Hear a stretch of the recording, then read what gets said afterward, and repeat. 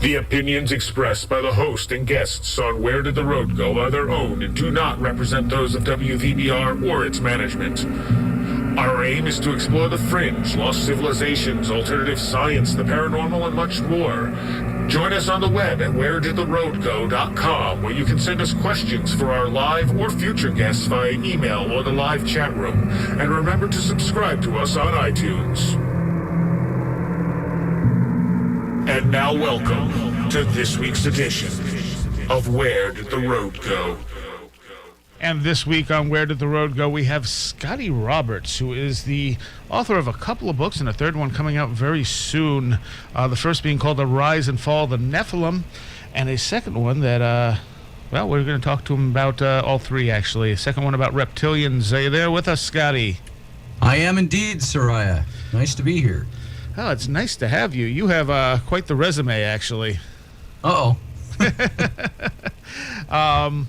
You're also the publisher of Intrepid magazine.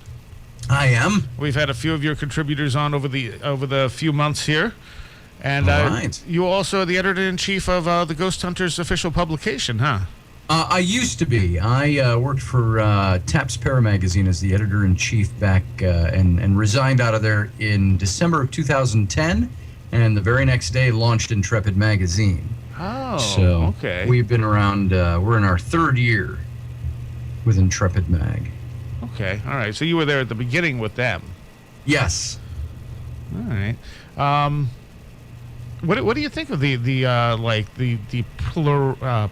proliferation of like supernatural reality shows and stuff? You know, I think it gets a little overdone after a while. My wife and I were just watching the other night, just caught by chance, some new show that's done out of, I don't even know where it is, Hillbilly Boys or something, Redneck Boys, Appalachian Boys, some show like that. And we were watching that, and they were all big guys dressed in black T-shirts, and some of them with baseball caps, all doing the same kind of stuff we've seen done with the same kind of equipment we've seen done. So all it really is a different show. It's like, just try to think of two shows, House versus Grey's Anatomy. Two different doctor shows with different sets of actors and stuff. They all pretty much do the same thing. And so, I hope I didn't offend any medical show watchers there. But and that's what I thought. I watched and I was intrigued. I wanted to see what they got and how they went about doing what they did. But it just seemed like the as we used to say in more harsher terms, the same doo-doo, different ship. So that was my take on it. That's my take on proliferation of paranormal shows in general. Is that I haven't seen anything new and unique done. And I guess when it comes down to it, being able to do things in a different way, there's only so many ways you can do ghost investigations. There's newer equipment, there's more sensitive equipment to pick different things up, but it's all pretty much the same thing. It's the setting, it's the how do you make a program interesting. Right. And that's what the producers have to do, with hopefully not tainting the reality of the show. They've got to show something to the viewing audiences makes that show worth watching. And because the evidence isn't really any different than the kinds of evidence you get out if you go out and do your own kind of ghost hunting with that equipment. So it's the same old, same old. And it seems like anything like that, you're going to end up with some fraudulent stuff slipping in, whether it's from the investigators or maybe the producers or someone along the line, just because they need to keep those ratings up, Exactly, and that's the sad case with a show like that, is you're going to run headlong into that sooner or later if you have scrupulous producers. If you've got producers that are going to want to present things as they are, you may have a really boring television show. And so the show becomes a show about the personalities doing it, as opposed to necessarily the overt, over-the-top types of evidence they might be getting, which would be it's very rare and few and far between. Most of those things I find happen when your recorder is off, your camera is shut down. That's when you get the best evidence of all, and it's anecdotal evidence. It's stuff that happens in front of your face as opposed to in front of a lens. Yeah. And plus, it seems like the paranormal has a little bit of subjective reality to it that makes it that much harder to pin down. Indeed. So you really don't know what you're getting. When you do get something, how do you know it's a ghost? You really don't know that. That's been my point for a long time. See, I had a session, and I know this is what we weren't. This is not what we were going to talk about as a topic, but let me share this with you. I had a little session with one of the spirit boxes, and my 16-year-old daughter at the time. This is about 5 years ago. We were sitting out at. We lived in a house out on a ranch out in the middle of nowhere in godforsaken cow country in Wisconsin, and we're sitting there at about 10 at night, and I'm hearing this voice come through that identifies itself as Andy. And I said, could you clarify that? Andy, this thing said. Now, mind you, this box is only a speaker. It rotates on a frequency, and it gives you voices that come in, and they float over the frequency. But when you ask questions or pose questions, you're not speaking into a microphone, so there's no way for you to broadcast anything anywhere. If somebody was hoaxing this, they would have to know exactly where you were and be sitting outside your house with the equipment to be able to transmit in and catch the frequency that you're on, which you're not on a frequency. It's spinning. All right. And so we were getting this voice, and it identified itself as my aunt who had passed on. My daughter asked the question, do you see me here? Do you remember who I am? And the voice said, I see you there. You're pretty now. And this voice went on to ask me questions. Where is Janie? It asked me, which is my mother, her sister. And just out of the blue, where is Janie? And so we had a little going back and forth. I had no idea who I was talking to. But it was interesting that the voice that was there seemed to know details about me and asked me pertinent details about... and, of course, somebody could say, well, somebody was obviously out there transmitting in. Well, nobody knew I was doing this. Right. And it's at night, out in the middle of the country, in the middle of nowhere. So that's my experience with that kind of a piece of equipment, is that I have found that there are things out there that are real, but can you define them and explain them? Not necessarily. To say that was the ghost of my aunt would be... I couldn't do that with any certainty. Right. But something was there communicating with me that knew something about me. And so that made it very interesting and a bit creepy at the same time. I bet. Well, we've seen that in UFO encounters, too, where they seem to know things that they shouldn't be able to know about people. That's right. So, I mean, maybe there's a connection there between what we're experiencing in both cases. Yes. And you attended Bible college and were pursuing a master's in divinity. Did you? That's true. That was many years ago now. I was in Bible school. I was in seminary, and these are the things. I was in a very conservative, fundamentalist Baptist setting, and up in Minnesota, and I was a youth pastor for a while after that, for many years, working. Most of the jobs I did as a youth pastor were alongside my career in advertising. So I was a full-time youth pastor and a full-time creative director in advertising. And because most of the churches I worked with just couldn't afford to budget a full-time person to do that. Right. And so I worked with kids, high school kids and so on for several years. And this was the period where I really started questioning certain things about my faith. And it didn't really hit me on a faith level at that time as it did a level of church polity, church mechanics, how things worked, and then dealing with the things in church that you deal with in everyday life, the gossiping, the politics over spirituality, things like that. And that began to bother me. It bothered me that we seemed to have a form of religion in our denomination, and that's what we stuck to, but there were so many questions I had that seemed to make that fall short. And so when I was in seminary, I would ask a lot of questions, and I generally got told that I was a troublemaker. And it was either one of my seminary professors, who became the president of that seminary, he's now the chair of history at Northwestern up here, he would give me kind of a wink, wink, nudge, nudge. Well, you asked that question, but we'll have to talk about that when we're at coffee. And then I would get you're a troublemaker, Roberts. If you're not careful, you better mind your P's and Q's here. You'll be out of here on your ear. And it was questions that some of the first questions I had revolved around the Nephilim and the names of God and the characters involved with the Nephilim. We hear the terms the Anunnaki and the Nephilim, and all of these have become very pop cultural terms within the whole ancient alien arena. Mm-hmm. And the reason I wrote a book on that, my first book with New Page Books, was The Rise and Fall of the Nephilim.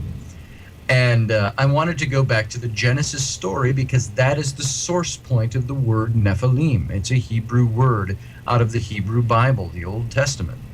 And there's in Genesis 6, it talks about, and in those days the sons of God came down and intermingled with the daughters of men and had children by them.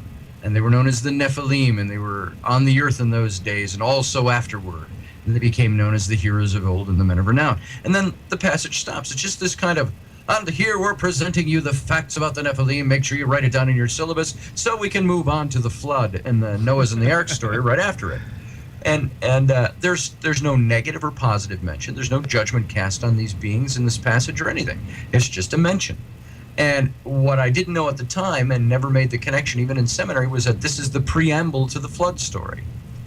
These beings coming down and impregnating human women, and then God getting pissed off by that and wanting to wipe them all out. And he uses the flood as a means for that.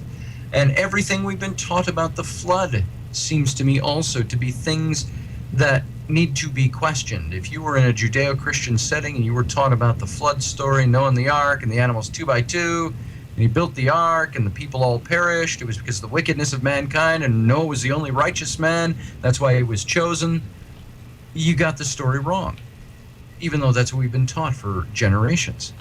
And the story is really a story of judgment on this hybrid offspring in context as it appears in the book of Genesis chapter 6.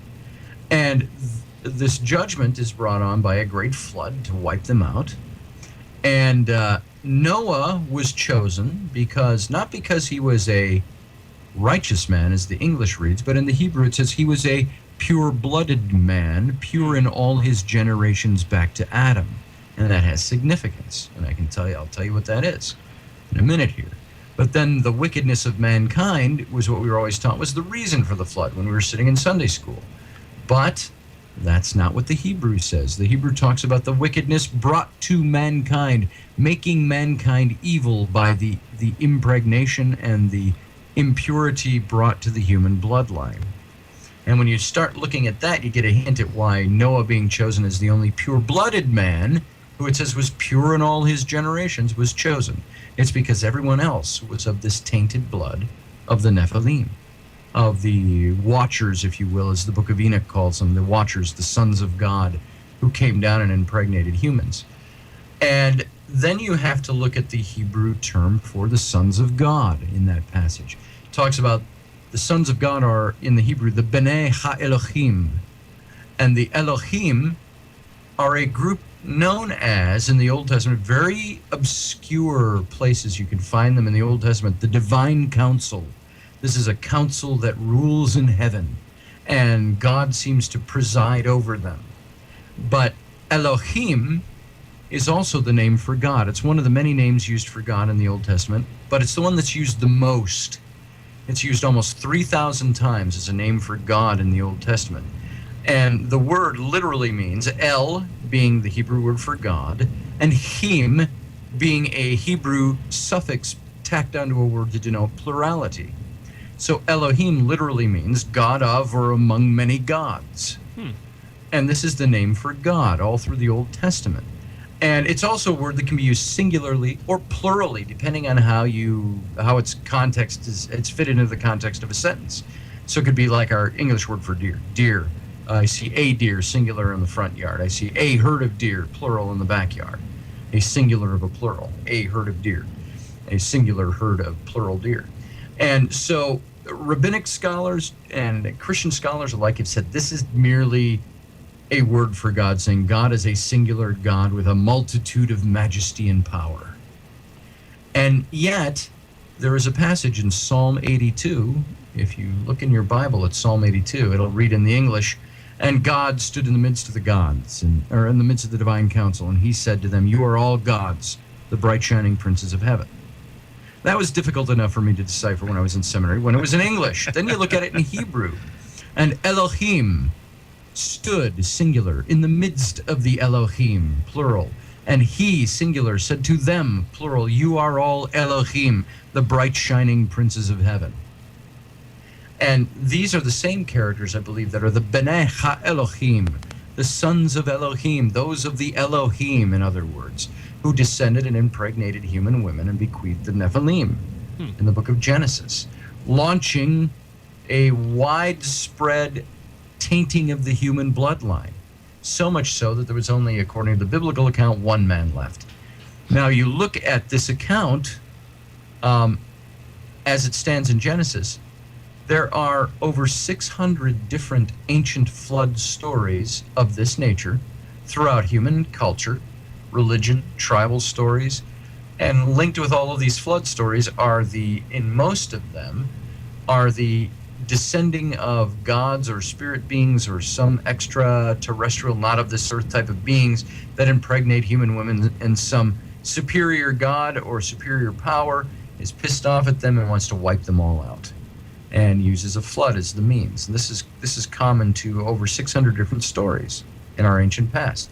So outside of the Hebrew story in the book of Genesis, you have 599 plus other stories that tell the same kind of thing. And that makes you ask questions. Well, are they all referring to the same thing? There's different stories, there's different types of beings that are listed. Who are these guys really? And then to take it just one step further, you go back to Genesis 1, where God talks about, the Bible talks about God creating the heavens and the earth. And then it goes into 3, he creates Adam and Eve and places them in the garden to till the ground and to keep it for him. And there is the serpent character that we find there. And we were always told and taught that this is Satan, it's Lucifer, it's the devil. But the funny thing is, those names never appear in the passage.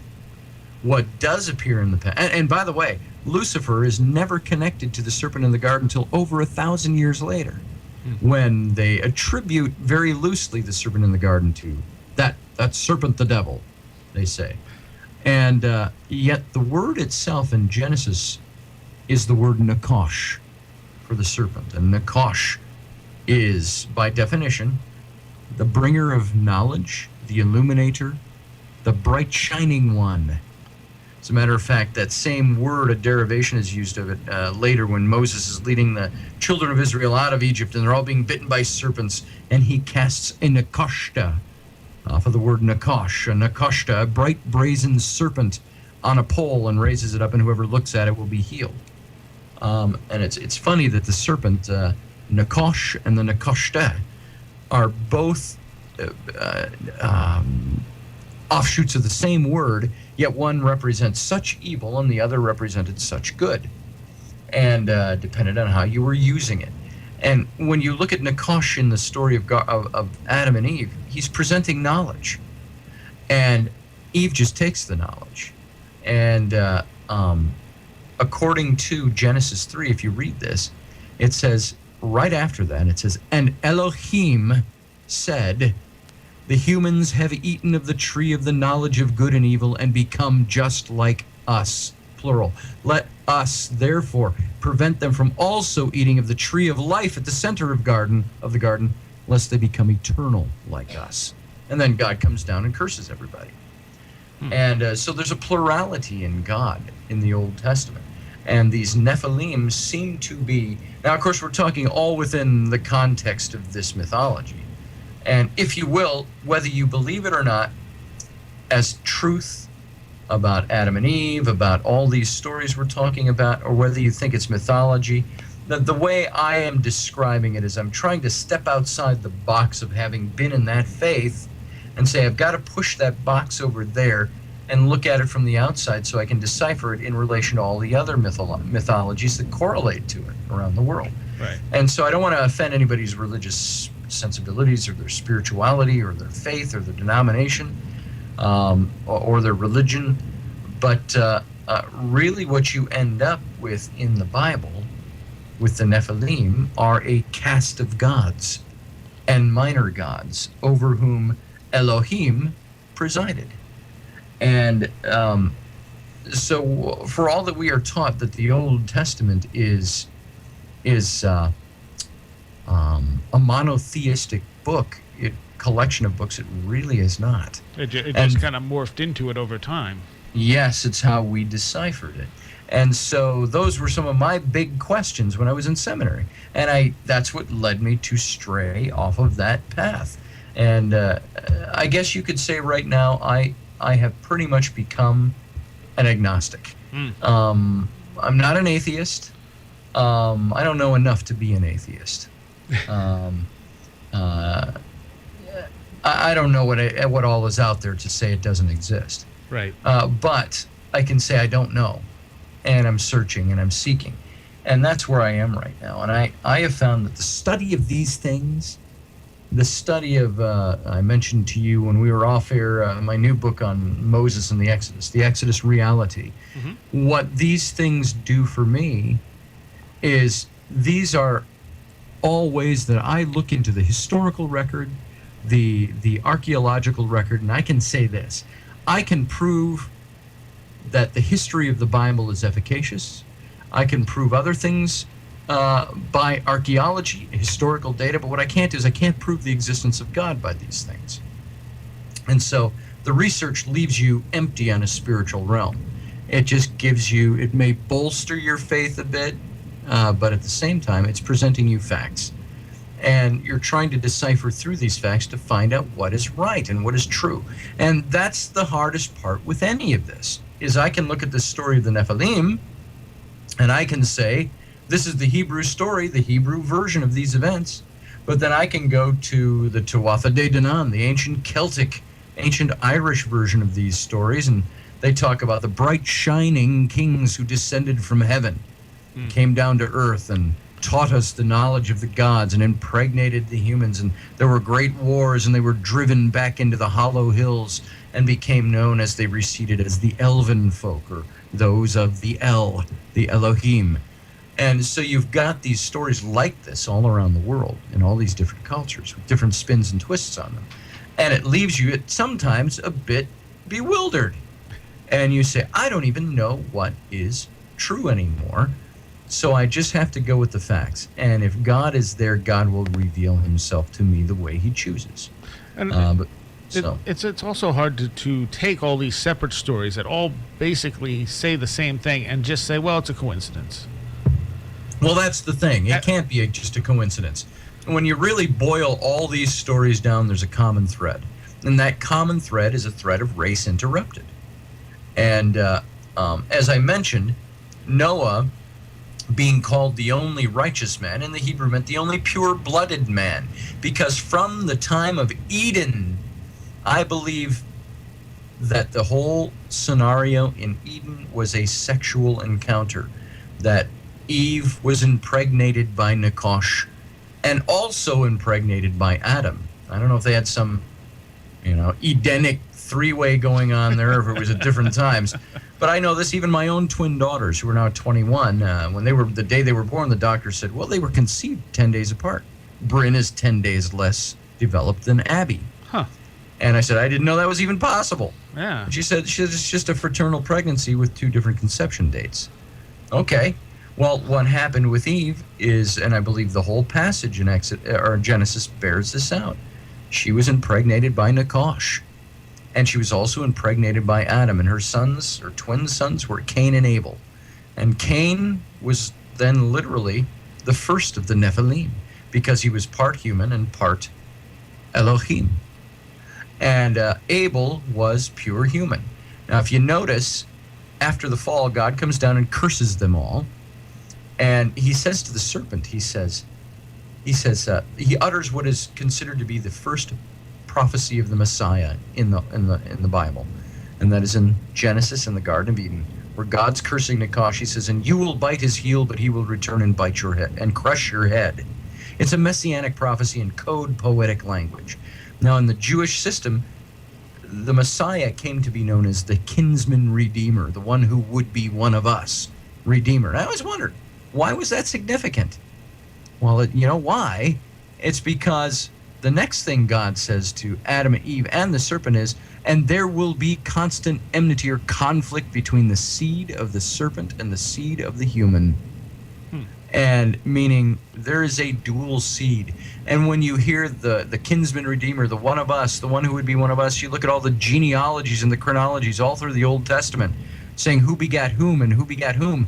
This was all to trace the line of the Messiah. And then it gets to Noah, and it says he was a pure-blooded man, pure in all his generations back to Adam, and this is why he was chosen. But they never follow the line through the firstborn, which is the tradition. Cain. And there's a reason why. And they can't through Abel. Abel's dead. Right. They trace the human bloodline through Seth, the third born of Adam and Eve, because Cain was not of pure human blood. And the whole Old Testament, the whole story of the Messiah coming, the kinsman redeemer, the one who would be one of us redeemer, obviates the opposite. There was one who was not one of us, a bloodline that was not of pure human blood. And this is what sets you up for the whole reptilian argument that comes out of this. It stems out of this. It stems from the whole serpent seed doctrine that says Cain was the son of Nakash and Eve, and that there was an impregnation, an adulteration of the human bloodline, and that they coexisted all these years. And God tried to wipe them out with the flood, but was ineffective, because it says they were on the earth those days and also afterward. And you look at the remnant all the way down through, and then it goes from there, this whole reptilian reference, it goes all the way back 1,500 to 2,000 years earlier than the writing of the book of Genesis to, guess who? The Anunnaki, the Sumerian culture. And all the gods start to have the same names, the events are similar, and it becomes an amazing story that's been rewritten in the book of Genesis. All right. Well, this is obviously where you went into the writing about reptilians, was from your work on the Nephilim. And why did you focus in on reptilians? Just because they seem to be the core of it? Well, they or are... the imagery? There's this great mythos about them. You know, you hear more and more stories, nowadays especially, you know, the reptilian... Ooh, there's this secret reptilian race that came from the star system of Draco. And they came to this planet, and they impregnated primordial humans, or they bred them up, genetically engineered a human race to be a slave race, and they were subdued by the reptilian race that was already present on this planet, the terrestrial reptilians. And there they remain in stealth, behind the scenes, working even behind the Illuminati to run the affairs of this planet. Now, and that's the basic theory. And this came primarily from David Icke. Primarily, this came from David Icke, who based it on watching the television. Admittedly, he said watching the television series V in the 1970s really helped him establish his theory, and also basing it on some of Zecharia Sitchin's works. The problem with that, though, is when you go back to the Sumerian culture, there isn't really a reptilian tie-in. The Anunnaki are never said to be reptilian in nature. It's said that they created humans, they enslaved them, just like the reptilians were supposed to have done. But there is one God who has a reptilian connection, just like in the Garden of Eden, Nakash, the serpent character, is serpentine. He has a serpentine connection. Doesn't say he's a snake. He's a reptilian character. And what you've got in the Sumerian culture, you've got their chief god Elil says to the rest of the gods, I'm so tired of doing all the work. We're digging our own canals and mining our own resources and tilling our own ground. Let us therefore create primeval men to do our work for us. And he conscripts his brother god Enki, who is also known as Ea, so I always refer to him as Enki Ea, to do this. And they create humans, and the humans are enslaved, and lo and behold, as time goes on, you read in these cuneiform tablets the tale of Atrahasis, the human king. Atrahasis is the king of the city of Eridu in ancient Sumeria. And they're on the backwaters of the Euphrates River, surrounded by the marshy lands known as the Serpent's Marsh, which plays a big role here. And he calls out to his god, their patron god of the city, Enki. And he says, "Hear our cry, O Lord, deliver us from this evil of slavery, and bend your ear to your servant Atrahasis," and so on. It sounds very biblical. And it says that Enki heard the plight of his servant, and he and his mighty warriors came down to the earth, disseminated the forbidden knowledge of the gods to the humans, helped Atrahasis and his men, his armies, rebel against Enlil, the chief god, and they won their freedom from enslavement to the gods. And for this act, Enlil, the chief god, condemns Enki and all his followers to the subterranean caverns of the earth to dwell forever. Now, if you start looking at the similarities to the Genesis story written about in the early 1400s BC, you've got a story where God, known as El, is an updated version, if you will, of the word Enlil. Enlil, through the migration of humanity and religion from the Fertile Crescent down to the Canaanite region, Enlil, over 1,500 years, became El, the base word for God, which became Elohim, El Shaddai, El Elyon, and all of those. Enki, known as Ea, over that same migration over 1,500 years, becomes known as Yahweh in the Canaanite culture, which is the base word in the Hebrew tongue for Jehovah. So Enlil and Enki Ea become El, Elohim, and Jehovah. And then it says in the Sumerian story that they create primeval men to do their work for them, to till their ground, mine their resources. In the Genesis story, it says God created Adam and Eve and placed them in the garden to do what? To till the ground and keep it for him. And then you've got the rebellion of the humans, and this is where Atrahasis calls on Enki, and Enki rises up out of the great underground sea, the Yabzu, the underworld sea, and he comes up into the Serpent's Marsh, which surrounds the city of Eridu. It's known as the Serpent's Marsh, and still today. And the Serpent's Marsh also became known as Enki Ea. It became as Ea's Den, or Eaden, or Eden, if you will, when you get into the Old Testament. And Eden becomes the place where the serpent, not rising up out of the Serpent's Marsh, but the serpent character, impregnates Eve and disseminates the forbidden knowledge of the gods. And these are the similarities you have in these old stories, where I believe Moses, when he wrote the book of Genesis, and I don't believe there's any reason to doubt he existed, by the way, that's the whole thrust of the Exodus reality coming out in October, is that Moses was a real guy. I can identify him, identify the pharaohs around him. Remember, he may have been born Israelite, but he was raised Egyptian, and for 40 years he was thoroughly Egyptian. Moses was an Egyptian. The same way I have Scottish roots, but I am an American. And so Moses, the Egyptian, he's a crown prince of Egypt, the man who I believe he is. He was a hereditary crown prince of Egypt. He was the grand vizier of Egypt. All of these things. When he leaves Egypt, according to the biblical story, Moses murders a taskmaster and then flees for fear of his life. That's a whole other story we can get into another time, what that's all about. But he flees and he goes directly from Egypt, being part of the royal court and part of the royal family there, and he flees to Midian in the Sinai Peninsula. And he marries the daughter of a pagan high priest. And he learns the Sinaitic religions, the Canaanite religions, the Sumerian religions.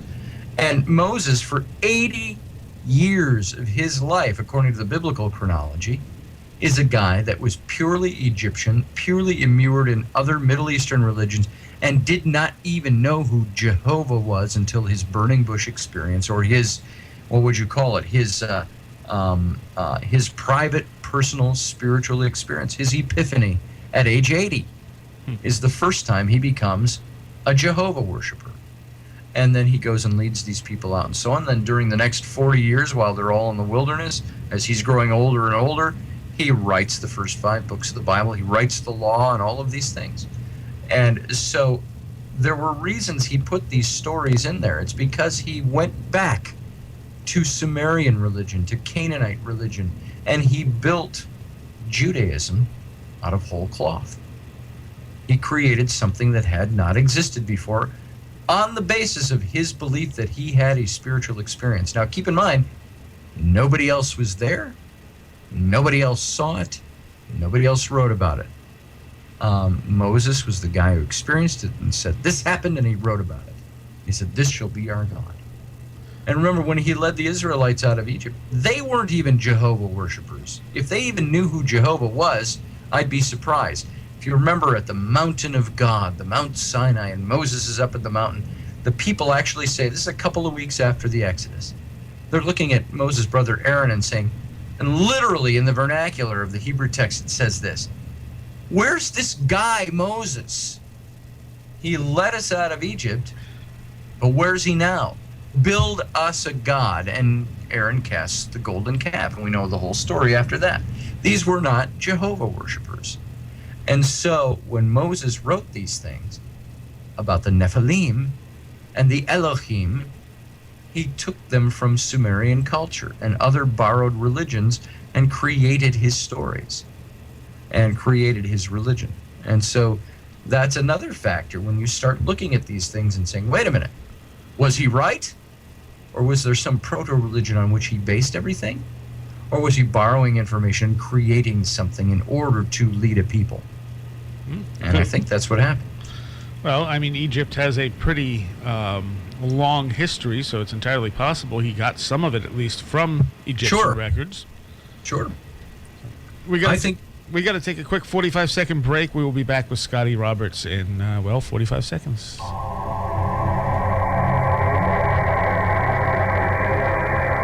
The opinions expressed by the host and guests on Where Did the Road Go are their own and do not represent those of WVBR or its management.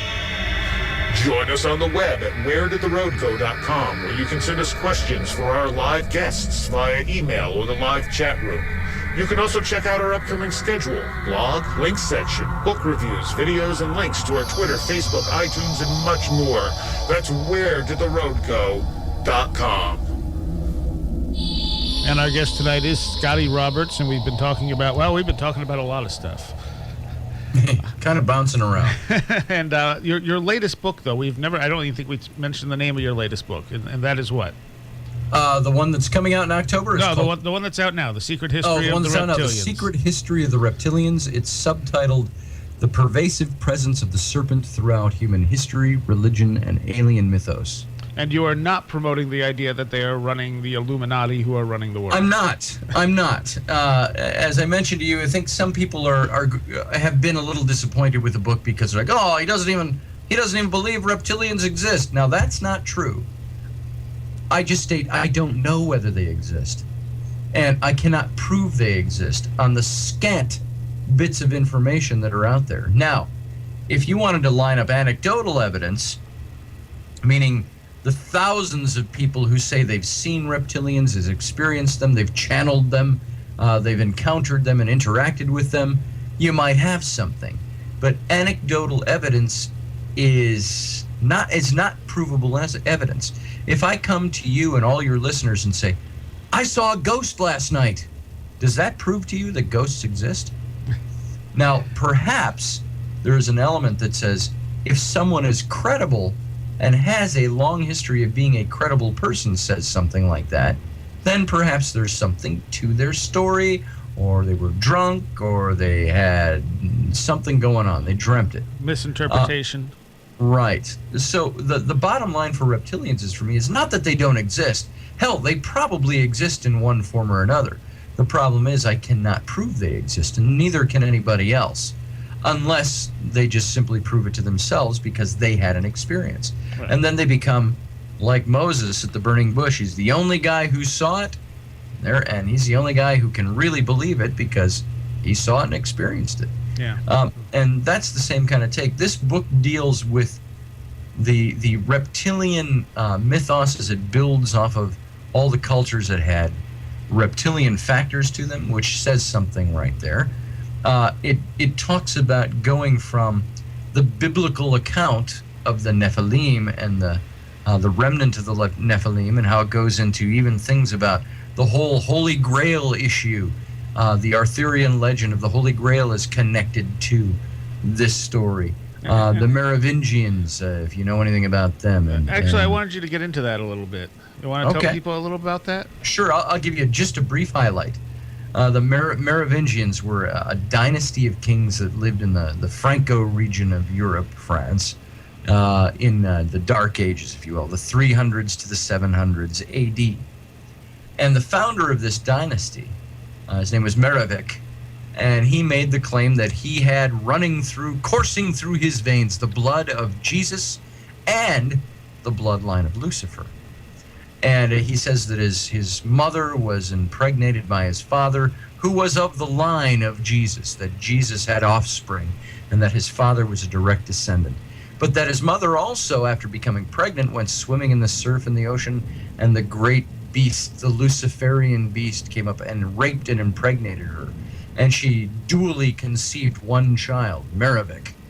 And now this either showed, I say rather jokingly, this is one of two things. This either shows how uneducated people were back then about biology, or it shows that Mdiv was spinning quite a tale and expecting that people would believe it. And so he did not have a firm grasp on biology, or he did, and he knew he was duping the people or leading them on. So it goes from there that this dynasty really starts setting the stage for the whole serpent seed doctrine, this doctrine that Jesus and Lucifer both were of the same bloodline, which really links into the whole Elohim issue, that they were both of the Elohim. They were both sons of God. They both had similar titles, Lucifer being the star of the morning, Jesus being the bright and morning star. Different titles given to them. There are some people that come up with theories that say they are even one and the same. And there are those that say that they are brother gods, both part of the Elohim. Which I don't think is so far-fetched when you look at some of the things we talked about at the beginning of the show. Right.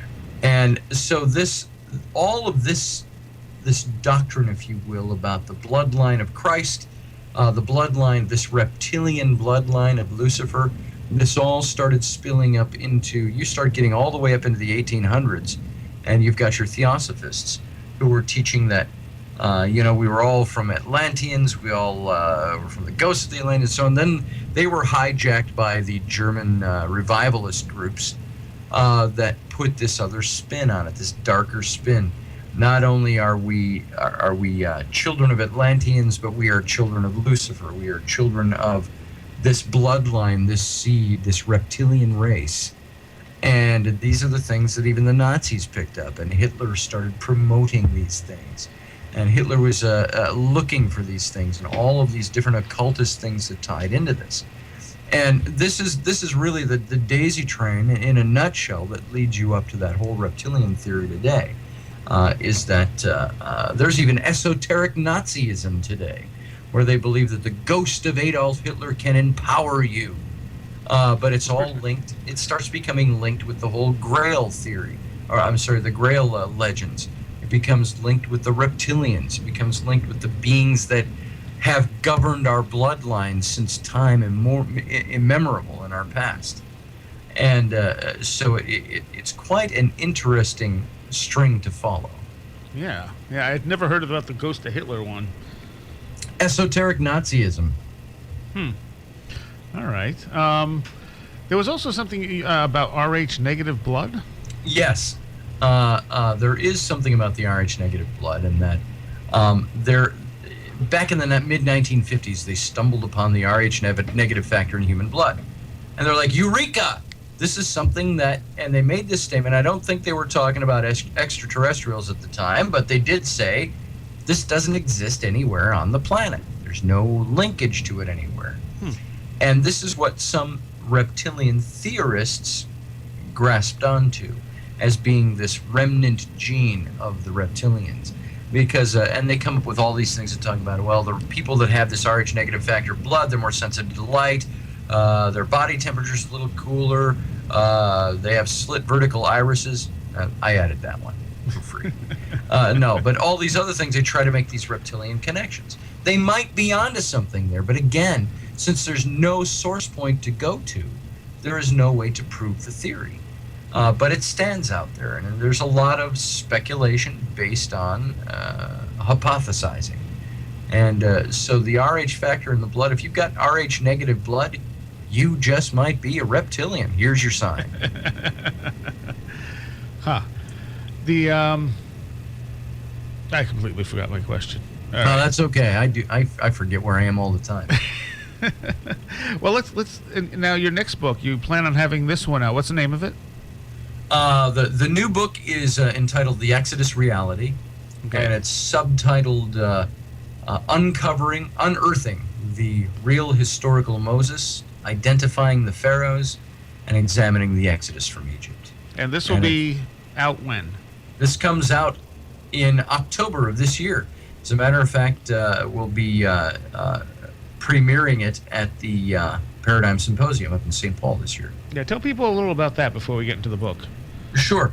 Paradigm Symposium. This is I created Intrepid Magazine, and then I was talking with my cohort Micah Hanks about a year and a half ago and said, we got to do a symposium of some sort. And let's put together, I said, we did all these with the ghost hunters when I was with them, and I see all these paranormal things and UFO things. I said, why don't we put together something that really appeals on an intellectual, critical thinking level, alternative scientific, alternative type of event? And we came up with the Paradigm Symposium, which we thought was a really original name at the time. And, Paradigm Symposium. But we had our first event last October, with the likes of Eric Von Daniken and all the guys from the talking heads from the History Channel's Ancient Aliens, and a bunch of authors you'd recognize, and it was very successful.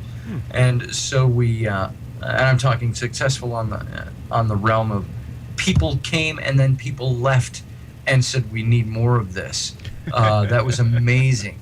And just for the record, anecdotally, we didn't make a dime. But we lost personal money on this. But it was a highly successful event in that it got people interested in talking about these things. And so we're doing it again this year. And this year we have an amazing cast of characters again. We've got Robert Bauval, Egyptologist. He wrote Breaking the Mirror of Heaven and the Egypt Code and all of these. You've seen him on Ancient Aliens. You've seen him on almost every Egyptological documentary on cable channels. Right. Scott Walter, he's the host of H2's America Unearthed. Mm-hmm. We'll be here. Robert Skoch. I always want to say Skoch. It's Shock. Shock. And before I knew how to pronounce his name, I said, this Robert Skoch guy, we're going to get him. Oh, yeah. Shocked. I had no idea the first time I read his name. Schoch. Shock. He's a geologist, a geophysicist, an author. He's been on Ancient Aliens and all these other documentary shows as well. Wrote the big book on the water damage of the Sphinx. We've actually had him on here twice. Amazing man. Yes, he is. We had him on our John and I interviewed him about a week ago, so on our show. L.A. Marzulli, who wrote the Nephilim trilogy, the best-selling, and he does the Watchers series. He's going to be here. Dr. John Ward, my cohort. He's an archaeologist and an author. And he's going to be presenting Nick Redfern, the prolific Nick Redfern, who we used to say jokingly, by the time you and I are done talking, Nick Redfern will have pumped out another 72,000 word book. Yeah. So, but he doesn't write anything vapid and wasteful, that's for sure. He is quite the mind. Yeah. We've got Laird Scranton, who is the author of the books on the Dogon and Forgotten Civilization. As well as one on Velikovsky. Velikovsky Heresies, which he spoke on last year. Amazing man, dealing with linguistics and ancient linguistics and the tie-overs and just an amazing person. He's actually going to interview him for my own radio show next week. Oh. So Anthony F. Sanchez, author and researcher. He wrote the UFO Highway. He's got Scepter Radio. David Weatherly, who, by the way, says hello to you tonight. I was talking to him, chatting with him just before I came on your show. Oh, great. And his new book is coming out, Strange Intruders, which is going to be very interesting. It's a follow-up to his Black-Eyed Children book. Dan Madsen, a good friend of mine, who is he published Star Trek magazines, and then the Star Wars magazines, Lucasfilms magazines, Lord of the Rings magazines, everything. And he comes and gives a very wonderful presentation about his life in all of these things that we're interested in, yet he took it to that different angle. His curiosity went into publishing and doing the fanzine type of thing. But his curiosity and his research is just as sound. Larry Flaxman and Marie D. Jones will be here, co-authors. They're going to be speaking together. Thomas Fusco, Behind the Cosmic Veil. He's got a very scientific approach to the understanding the universe and understanding the paranormal. P.Z. Myers, evolutionary biologist, atheist, crusading atheist from the University of Minnesota Morris. Father Jack Ashcraft, a Byzantine priest.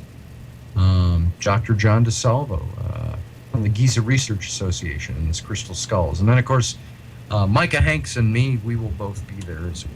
Wow. And it's October 17th through the 20th. If you go to paradigmsymposium.com, you'll see there how to get your tickets and all of that. And I would move kind of quick. We're a little over 30 days out from that event, and tickets are going. Okay, 30 days out. I thought it was in October. October. Did I say 30 days? I meant 3 months, 90 days. Okay, all right. That makes more sense. Math. I know the question I was going to ask you earlier.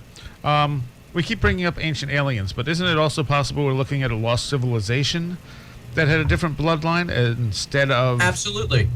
That's absolutely possible. And I think that there are some people who put that forward, that there are civilizations from our primordial past that have resurfaced. I think Göbekli Tepe is a hint at that. We once thought the Sumerian culture was the oldest civilization on the planet, up until about 20 years ago, and that dated to about 4,500 to 4,800 BC. Until, whoa, here comes Göbekli Tepe, this series of round temples and carvings and all of this that were buried meticulously in the sand. Göbekli Tepe dates back another 8,000 years. And so they're wondering, is this something that denotes an ancient culture that we know nothing about? And of course, yes, it does. But where did we come from before that? Yeah. So it's a very interesting question. And mankind really erupted onto the scene about 200,000 years ago in one form or another. I don't necessarily believe in the evolutionary ascendancy of man, although I believe evolution does come into play. I believe that the whole theory of evolution, I'm not a creationist, but I don't discard that either. But I got to tell you this: there's a little more intelligent design than mass evolutionary scale mutation. And if you look at the evolutionary ascendancy of mankind today, going back to the earliest, with the Australopithecus and all the way up the chain, there's not one single piece of DNA that links any of them. And that's why it's still a theory. It's an unproven theory. I believe there's a lot more that went on here. You can talk creation if you want. You can talk ancient civilizations. You can talk paleo contact. However we want to look at this. Maybe it's a combination of all of them. But something happened, and so I couldn't tell you exactly what. Nobody really knows. As my cohort, Dr. John Ward, is so want to say, he says, just remember, he says, we weren't there, and we don't know. So that's his take. Good quote on that one. So he co-wrote this new book with you. Mm-hmm. And, yes, sorry, I just took a drink of water and I did the instead of the yes. That's fine. And you said there's two different theories that you guys are presenting in this book. Yes, we have two different theories of the Exodus and who Moses was, separated by about 80 years or 2 generations. And I basically follow kind of a biblical track. I look at the biblical history, and anybody out there, if you want to argue with me and say, I've had so many people on Facebook and social networks and people write me that say, well, the first reason I'll disregard your research is you use the Bible as viable history. And I say, yeah, that's because the Bible does contain viable history and a hell of a lot of it.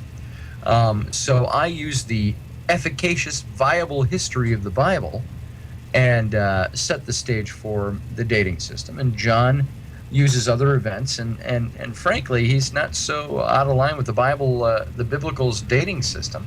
He just thinks it's a different person than I do.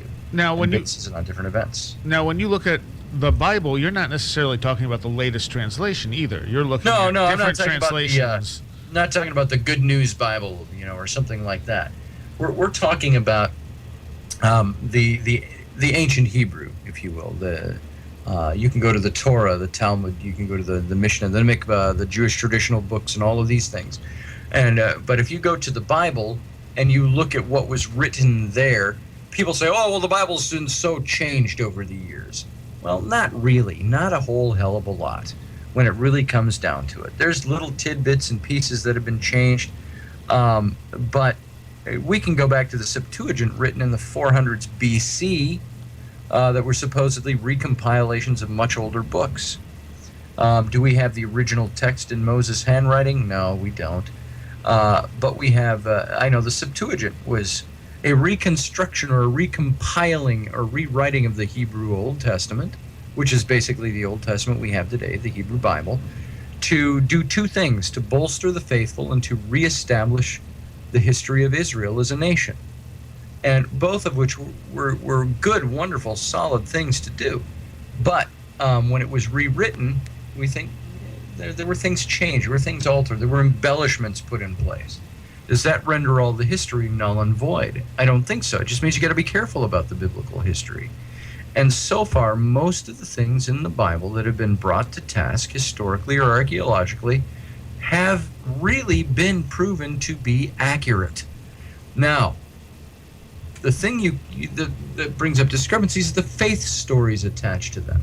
Can I prove that the Red Sea was parted? No. Can I prove that God came down and created the Garden of Eden? No. What I can do with the Red Sea story, though, is I can go to Egyptian history, and I say this: I say where Egyptian history is absolutely devoid of any mention of Moses or the Exodus. You can't find any direct historical data saying that these people existed, that Moses existed, that the Hebrews existed, the Israelites.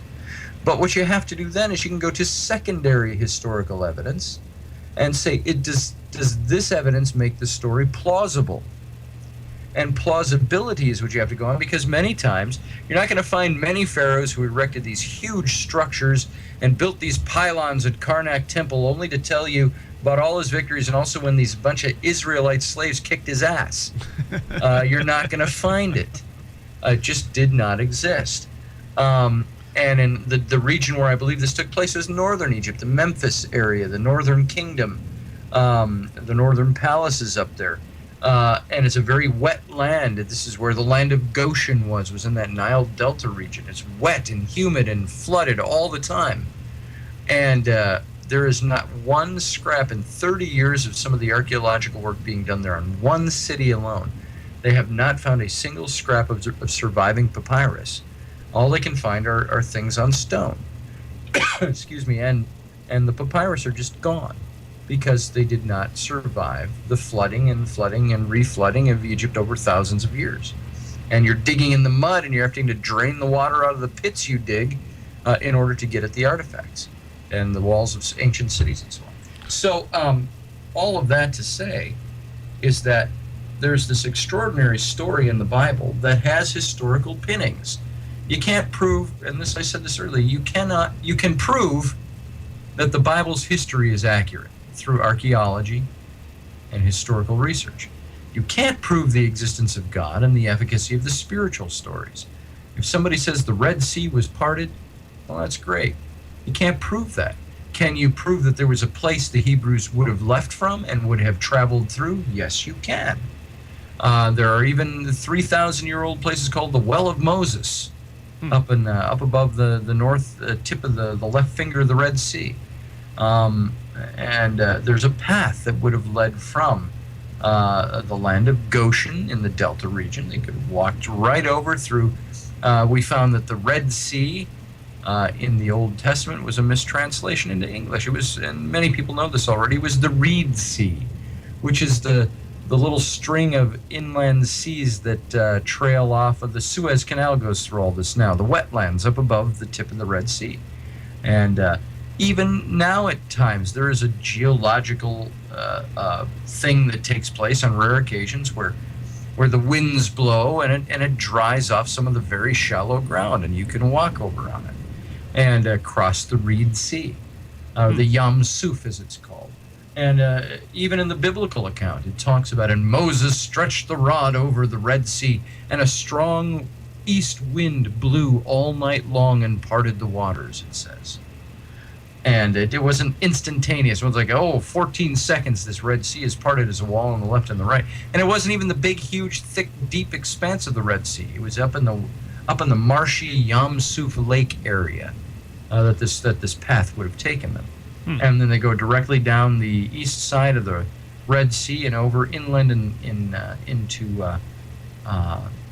the Sinai wilderness, and this is where they find the mountain of God. And John and I both visited a little mountain while I was there called Serpent el-Khadim, which we both believe is the mountain of God. And up on top is a 4,000-year-old temple to Hathor, the calf goddess, cow goddess of Egypt. And the ruins are up there now. And remember, I already hinted at this. The people said, "Who is this guy Moses? Where'd he go? He's up on the mountaintop." And so they built the golden calf to worship. And they built a golden calf because why? They're at the mountain where they are worshiping the golden calf. They're worshiping the calf goddess Hathor, her temple at the top. And so, of course, Moses is there, and I believe the priests were still active there. And I think he went to visit them there and came down with the stelae inscripted on both sides of the law. And if you go there to Serpent el-Khadim today, it's filled with all these stelae written on both sides in hieroglyphs, ranging in size from a foot tall to 9 feet tall, to piles of broken shards of these things all over the place. And I think this is where these things took place. And so it's an interesting story. And this is what John and I did. We have these two theories. I believe he was a man who lived under the reign of Hatshepsut, the female pharaoh of Egypt, and that the Exodus took place around 1446 BC. And this is hinged to a key. I'll give you this one hint in the book. In the book of 1 Kings, chapter 6, verse 1, in the Old Testament, it says, "On the day that Solomon dedicated the temple in Jerusalem, it was the 480th year since the Exodus." Now, if you can say that the biblical dating system is trustworthy, even though they dispute Solomon, they don't dispute the existence of Temple 1, which is the temple being referred to as Solomon's Temple. And that dates back to 966 BC in Jerusalem. You take 966 BC and add on 480, you end up with 1446 BC is the date of the Exodus. And if it's that simple, then you start looking at the characters who lived around that time, who were in power in Egypt. And you start coming up with some pretty extraordinary people. John just places it 80 years later by a different chronology of the kings. There's about 5 or 6 different Egyptian chronologies of the kings, give or take 20 to 40 years, depending on what pharaoh you recognize or don't recognize or whatever.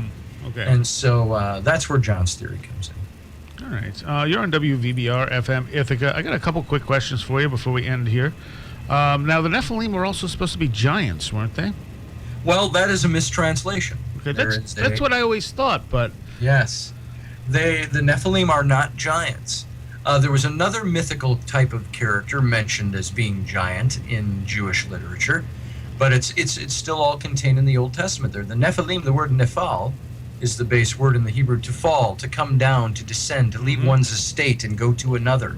Him being the plural suffix, as in Elohim. So Nephilim, those who fell, came down, or left their first estate, left their place, and came to another. That is the Nephilim. Then you have the Geborim, which are the mighty men of old, the men of valor, these mythical creatures, gigantic in size. They were not very happy creatures, but they were mighty warriors who came down and terrorized the planet. And so this is your giants, and they are two totally distinct beings in Hebrew literature. See, and that was always my understanding, that the term giants was a mistranslation in the modern, but so many people have used it and connected it to the Nephilim, I started to think I was missing something. Well, people also claim that the sons of God who came down were angels. and they have for centuries. The only problem is the word for angel in the Hebrew never appears in the text anywhere. They're called Elohim, these sons of Elohim. The word for angel is malach, or malachi, or malachim, for plural, and it just does not appear in the text anywhere. All right. Now, what about some of the lost books of the Bible, like the Book of Enoch and stuff? That is a book that is no longer lost, Right. which is good. It's part of the Apocrypha, but this is a book that was booted out of the Bible under the counsels of Constantine. And keep in mind, there was something that Constantine did as the first Christian emperor of Rome. He was trying to do two things. He was trying to establish that there was one religion equaling one empire, and one God equaling one emperor. And everything that he did when it came to these books and deciding, he didn't give a rat's ass what they really decided. He just said, I don't care what it is you come to, what conclusion. He says, but there will be unanimity. I will not have an empire run by a religion that's supposed to be a model of my empire that is not unified. And basically the mandate on deciding what books belonged in the Bible was you have to come to unanimous decision. And so, say for the Book of Enoch, it's not that people didn't believe that it was a real scriptural book, it's that they couldn't come to a unanimous decision on it, so it got set aside. And it's really, the Book of Enoch is kind of a wild book. It's kind of like the Bible on crack sold to you by Lord of the Rings.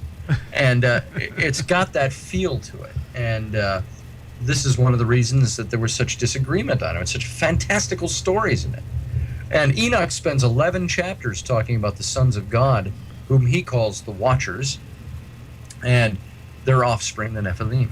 So it's actually a pretty good read. If you've got time and you're looking for something to sit down and read with a hot date, you pull out your copy of the Book of Enoch. Okay. And do you think there's anything to the idea that Göbekli Tepe could be actually the site of Eden? It's possible. It's possible. It's in the right area. I know it's in the northwest of Turkey, which is where they place Eden. You can look on a map today, and it says that Eden lie between the Euphrates and the Tigris rivers on the north and the south, with the Gihon and the Pishon rivers running perpendicular, kind of boxing it into that area. Now, of course, if there was a big flood and all the geologic changes since the creation and so on, all of that stuff could be changed. But basically, we still know where the Tigris and the Euphrates are. We do know where the Pishon and the Pishon and the other one. I just forgot it. I just went blank. Where those little rivers are. Mm-hmm. And so I think Eden really sat in what is now Iraq and Iran, in that region, and up between the Euphrates and the Tigris rivers. And as a matter of fact, it says when Cain, who I believe was the first of the Nephilim, remember, he murders his brother and he goes running off. He says to God, or I thought it very interesting that God didn't have any conversations with Abel, his righteous man, but he has all kinds of conversations with Cain, the guy who killed him. And Cain said to God, he says, where will I go that men will not know who I am and recognize you for this deed I have done and take my life? And so, there's obviously the big question, where the hell did he go when there's only 3 people on the planet? And that tells you something. So he goes east, it says, to the land of Nod, and he builds a city and he names it. It says he took his wife, lay with his wife, had a child, a man-child, and they named him Enoch. A different Enoch. It's about 9 generations chronologically before the Enoch who wrote the Book of Enoch. But he had a son named Enoch, and he built a city. He builds a city for he and his wife and his kid.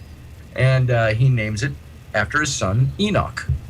And what's interesting is that in the ancient linguistics of the region, with the word Enoch, the E would have become a U, the N would have become an R. This is just the way the linguistics worked. And Enoch is really the city of Uruk, or the ancient word for Iraq. And this is all right up in that region where Göbekli Tepe is. It's all in that basic area. So is Göbekli Tepe possibly Edenic? Maybe. We don't know for sure. All right. Aren't there also some writings in the ancient Jewish texts talking about people that existed before that time period? Before Eden? Not Not too much. It's very obscure if you can even find it. I can't even think of what they are off the top of my head, unless they're in, apocryphal books. But there is something that even when I was in seminary, conservative seminary, we had a thing we called this illustrious title, the gap theory. And it's that there was a gap between Genesis 1:1 and Genesis 1:2. Genesis 1:1, the first verse of the Bible says, "And in the beginning God created the heavens and the earth," period. Verse 2, "And the earth was without form and void, and darkness was upon the face of the waters, and the Spirit of God moved upon the face of the waters, and said, let there be light," and so on. It indicates that in the Hebrew, it's not just an empirical or an emphatic statement followed up by a description. God created the heavens and the earth, period. Now, here's how he did it. It's not that kind of setting. It's saying he created the heavens and the earth, imperative, done, finished. And the earth was laid waste, became void and null. And the Spirit of God moved on the face of the water. And he recreated at that point. There are some theories that really look into the Bible and say there is some evidence that there was pre-existing cultures prior to Adam and Eve. There is some scant evidence by extrapolation that there was more here than just Adam, Eve, Cain, and Abel. And so, just by virtue of what we just talked about, where we went and built a city, married a wife, had a kid. All right. Well, your current book is, again... And The Secret History of the Reptilians. Okay. It's available, as my publisher would tell you, everywhere books are sold. And the new one will be out in October. In October. We're releasing at the Paradigm Symposium. If you happen to be there, we'll have a book release party. Nice. Okay. And the website for the Paradigm Symposium? ParadigmSymposium.com. And if you can't spell any of that, go to intrepidmag.com and click on the Paradigm Symposium link. Okay. Now, do you have your own personal website? I do. It's just my full name. It's ScottAlanRoberts.com. And Alan, because there's so many different spellings of Alan, is A-L-A-N. So ScottAlanRoberts.com. Okay. And the radio show you do is on tomorrow night? Yes, Sunday night is our show. Okay. 9 p.m. Central, 10 p.m. Eastern. Dr. John Ward joins us live from Luxor, where it's 4 a.m. And tomorrow we've got an interview with Robert Bivall. Okay. You can check it out. We're over at kgraradio.com. All right. Well, I thank you for the fascinating discussion tonight. Thank you for having me. I sure appreciate it. Well, maybe we can have you back on when your next book comes out. Anytime. We can talk about that in some more detail. Absolutely. All right. And everyone check out his websites. And that symposium sounds like it's going to be amazing. It's going to be amazing. It's going to be 4 intense days of sitting under some pretty learned people. All right. Last Exit for the Lost is up next.